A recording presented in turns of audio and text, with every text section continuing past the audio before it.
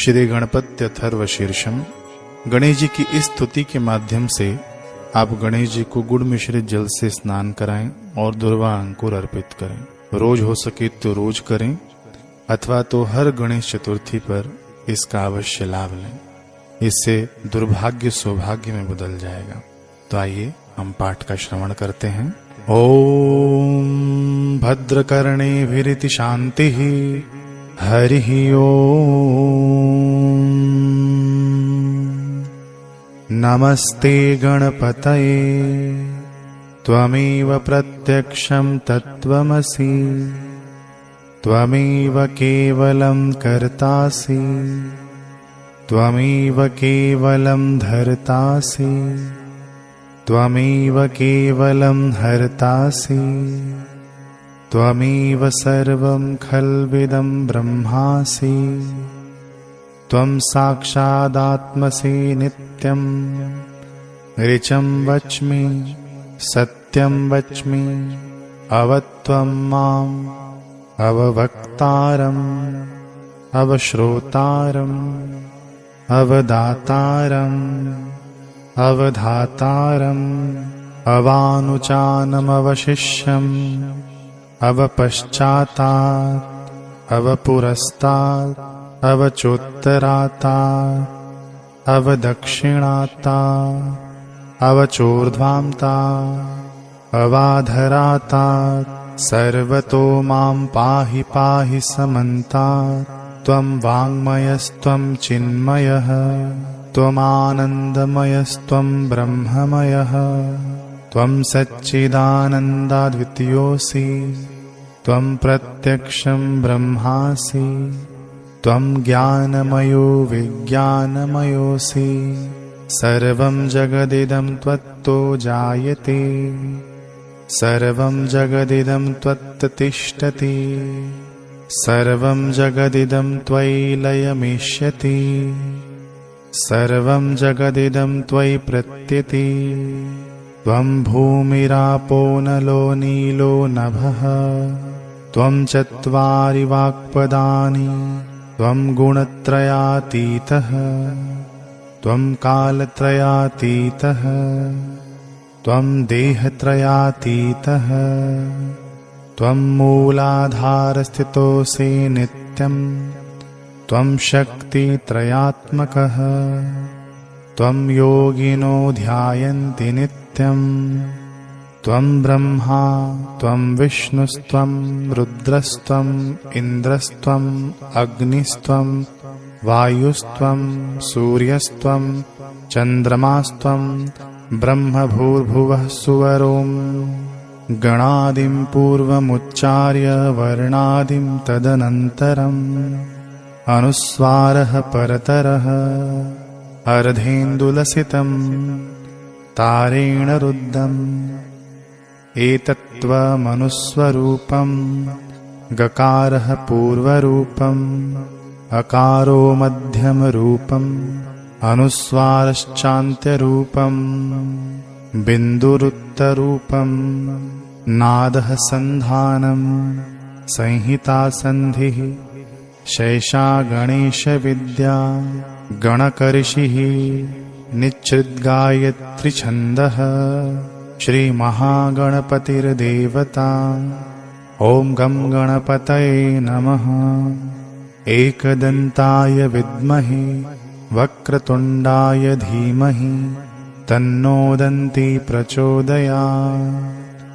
एकदन्तं चतुर्हस्तं पाशमङ्कुशधारिणम् अभयं वरदं हस्तैर्बिभ्राणं मूषकध्वजम् रक्तं लम्बोदरं शूर्पकर्णकं रक्तवाससं रक्तगन्धानुलिप्ताङ्गं रक्तपुष्पैः सुपूजितम् भक्तानुकम्पिनं देवं जगत्कारणमच्युतम् आविर्भूतं च सृष्टयादौ प्रकृतेः पुरुषात् परम् एवं ध्यायति यो नित्यं स योगी योगिनां वरः। नमो व्रात्पतये नमो गणपतये नमः।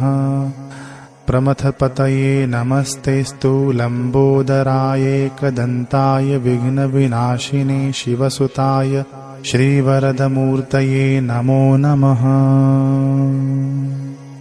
यहाँ तक तो श्लोक थे, उसके बाद महात्म्य का वर्णन है। तो महात्म्य आप लोग चाहे तो सुन सकते हैं, नहीं चाहे तो कोई बात नहीं, वहीं तक आप लोग सुनकर अपना पूजा संपूर्ण कर सकते हैं। महात्म्य इसलिए होता है कि महात्म्य सुनने के बाद उत्साह वर्धन हो हमारी साधना के लिए। तो मैं विस्तृत नहीं, बड़े ही शॉर्टकट में इसके महात्म्य का वर्णन कर देता हूँ। जो इस अथर्व शीर्ष का अध्ययन करेगा श्रद्धा के साथ, वह ब्रह्म को प्राप्त करने के योग्य हो जाएगा, पापों से मुक्त होगा। शाम को इसका अध्ययन करने से दिन में किए गए पाप नष्ट हो जाएंगे, सुबह में इसका अध्ययन करने से रात में किए गए पाप नष्ट हो जाएंगे, और शाम और सुबह दोनों समय अध्ययन और गहन चिंतन में शामिल होने से एक पापी व्यक्ति पाप रहित हो जाएगा। धीरे धीरे गहन चेतना को प्रकट करके और इस तरह पाप करने की प्रवृत्ति को दूर करके हर जगह अध्ययन करना, यानी सभी स्थिति में बाधाओं को दूर करेगा।